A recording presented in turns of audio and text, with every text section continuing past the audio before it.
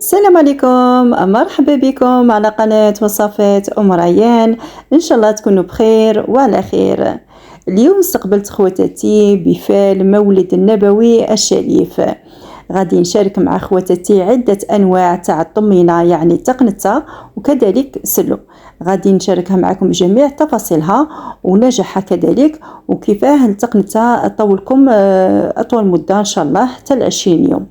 نقول خواتاتي ما تنساوش تتابعوا لا فيديو من الاول الى الاخر، وما تنسونيش كذلك بلي لايك وتعليقاتكم اللي تحفزني اكثر واكثر. اما بالنسبه للاخوات الجدد نقول لكم مرحبا بكم، ما تنسوش تفعيل الجرس فضلا وليس امرا باش يلحق خواتاتي كل ما هو جديد. ما نطولش عليكم، تفضلوا نبداو على بركه الله.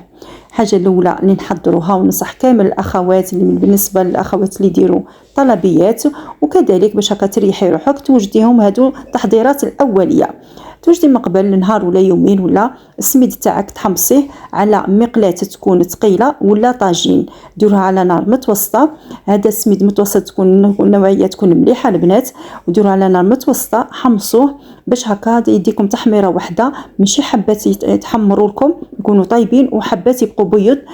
كي طيبوا التقنزه تاعكم تبان هذيك السميد تاعكم مازال خضر وتضركم فيما بعد. هذا هو السر ثاني الاول تاع السر النجاح تاع التقنته تاعكم.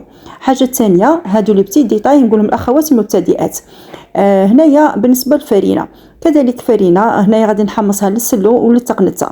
غادي نحمص غير بشويه، ما ديروش كونتيتي كبيره في المقله تاعكم ولا الطاجين تاعكم، ديروها النار تحت المتوسطه لخاطرش الفرينه ماشي كيما السميد بالخف تنصهد لكم. هنايا تحمصوا كامل الفرينه تاعكم دائما باستعانه الملعقه الخشبيه حتى تحصلوا على هذا اللون، ما يكونش بني غامق. اذا خليتوها تدي اللون بني غامق غادي تعطيكم المروريه لا في التقنته ولا في السلو تاعكم. من بعد هنايا البنات غادي نغربلوها، وهذوك الكريات اللي رانا متحصلين عليهم هنايا ما نفتحوهمش في الغربان لخاطرش هما ديجا فيهم فرينه خضراء. يعني غربلوا الفرينه تاعكم نورمال، يبقوا هذوك الكريات عاودوا فتحوهم ابار في جهه واحده اخرى، عاودوا حمصوهم.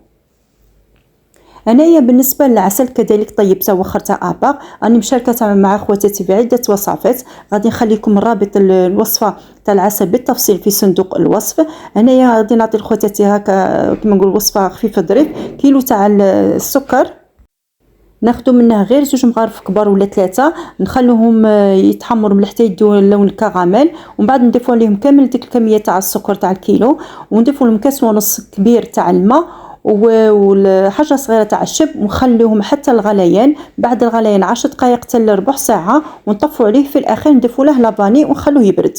هنايا مريت بالنسبه للجنجلان، هنايا خديت الجنجلان من الاحسن يكون بقشوره خير من الجنجلان الابيض باش يعطيكم بنه مليحه في الوصفات تاعكم. حمصناه على نار متوسطه. انايا بالنسبه هاهم التحضيرات الكامل وجدتهم مسبقه. فرينه بعد ما حمصناها عفوا وغربلتها البنات، كذلك السميد المتوسط اللي حمصناه. هنايا عندنا القمح والحمص، تقنيه تاع القمح والحمص اللي ما نستغناوش عليها، 2 كيلو تاع القمح في الكيلو وحده تاع الحمص. هنايا كذلك الجنجله اللي حمصناه هاولا بعد ما تكونوا نقيتوه البنات وحمصتوه هاولا. هنايا راه واجد، خلوه يبرد ابار. هنايا عندي قرنفل كذلك مطحون جديد، الجوز، الكوكاو دوك نحمصه راه بقشوره دوك نحي له القشره تاعه كامل ولا استعملوا الكوكاو بلا قشور، واللوز كذلك، بيض غاجي، شوكولا. هنايا بالنسبه لهنا عندنا لا مارغرين، شوكولا تارتيني، عندنا طوفيا كراميل، سكر غلاس، كوكاو محمص ومرحي. هنايا بالنسبه لكامل التوابل دوك نذكرهم على خواتاتي بالتفصيل باش نحضروا سلو ان شاء الله. هاولا هنايا غادي نبداو سلو. بالنسبه للوصفه تاع السلو عندنا هنايا تقريبا تاع رطل تاع فرينه، نعطيكم بالنسبه كميه تاع رطل باش هكا تدونوها تاع فرينه محمصه مغربله. نضيفوا لها حبه حلاوه، هو سر النجاح تاع السلو، هو خص كامل هذه حبه حلاوه وزرعه بسباس القرفه كل شيء يكون جديد مطحون جديد، ما تكونوش شارينه البنات مطحون من عند العطار. خص تشوفوا حبات وتنقوهم تعاودوا ترجعوا من العطار يطحنهم لكم ولا تطحنوهم في داركم. هنا عندنا حبه حلاوه مطحونه، زرعه بسباس مطحونه، كذلك كبابه، القرفه والقرنفل، الجنجلان مطحون، الجنجلان كذلك حب، كوكاو محمص مطحون، عندنا كذلك سكر غلاس، وعندنا العسل ولا مارغرين وقليل من الزيت. هنايا نخلطوا كامل التوابل مع بعض، عفوا العطور كامل هادو نديرهم نخلطهم كامل نواشف مع بعض، ومن بعد نضيفوا لا مارغرين دايبه مع العسل، ونضيفوا كذلك ما تنسوش البنات العسل ديروا غير حاجه قليله لاخاطش انا غادي نديروا فيها سكر غلاس، حاجه قليله تاع العسل، من الزيت نديروا حاجه قليله البنات، ونبسوه مليح ومن بعد نعاودوا نغربلوه باش هكا يجيكم مغربل وصافي.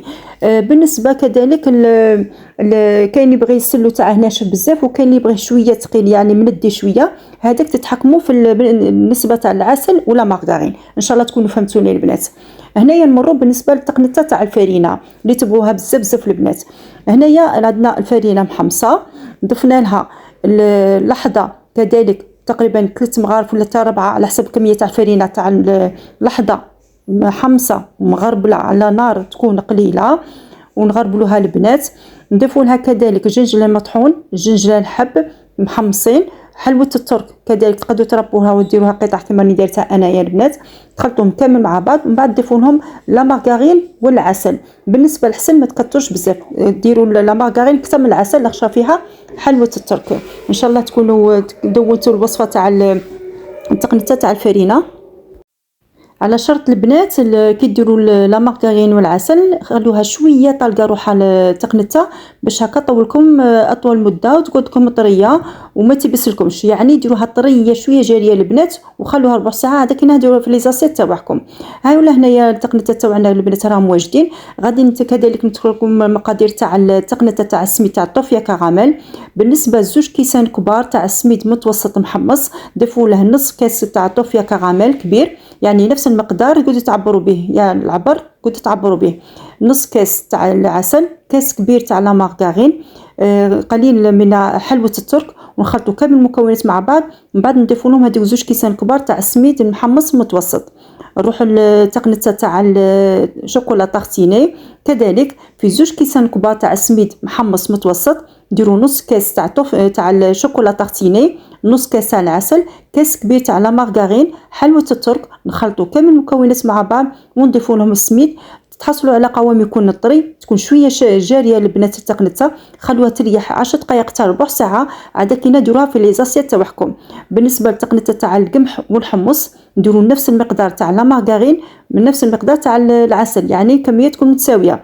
نخلطوهم مع بعض ونخلوا العسل دائما يكون بارد ولا مارغرين تكون دايبه باش هكا ما ديروش عسل حامي ولا مارغرين حاميه ومن بعد تبقى لكم قاصحه.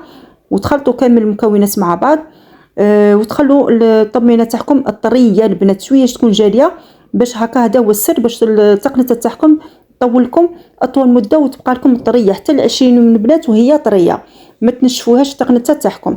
بالنسبه للسلو درتكم تزيين بسيط، هو التزيين الاساسي تاعها تكون على شكل هرم والمكسرات ولي دغاجي. هذا هو هنايا لي بازيت فقط على لي غوسيت. ان شاء الله يعجبكم لا فيديو تاع اليوم.